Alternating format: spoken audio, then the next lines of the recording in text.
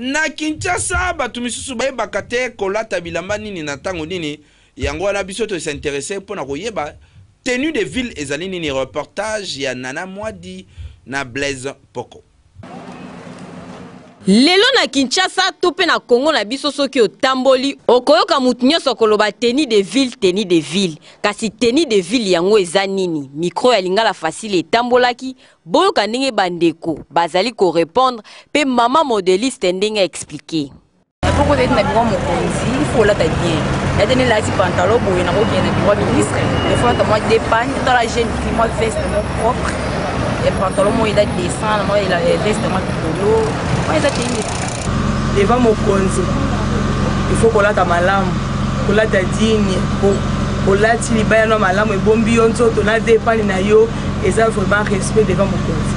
Tosuki wana te toluki bandeko na biso ba honorable député wapi epai ba votaka mibeko ya mboka bango pe ba expliquer biso tenue de ville ezali nini po epai na bango kutu ezalaka exiger pa mutu amata na perchoir to pe na likolo kuna il faut azala na tenue de ville kasi tenue de ville yango eza nini ezali na kati ya mibeko na biso na règlement intérieur.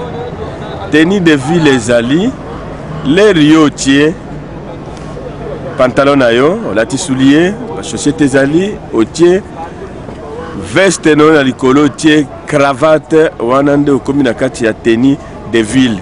Mobali, il faut ta costume avec cravate, donc c'est ça la tenue officielle à Congo.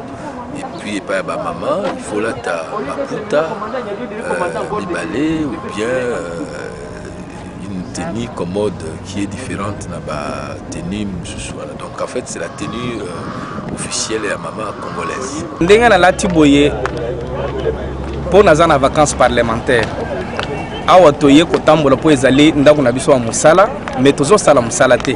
Ce qui ezalaka ezali jour ya musala na koki ko ya boye te po tenue de ville wana atako na lati veste mais il faut ezala na cravate. Okangi cravate wana nde okoyi kokota na hémicycle ya palais du peuple bati pe likolo ozwi liloba.